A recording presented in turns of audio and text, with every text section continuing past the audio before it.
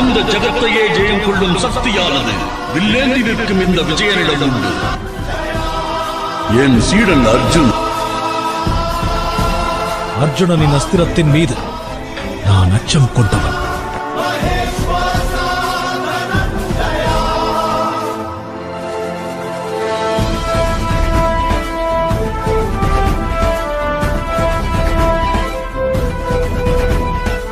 அவன் எதையும் சாதிக்கும் வல்லமை பெற்றவனாவான்.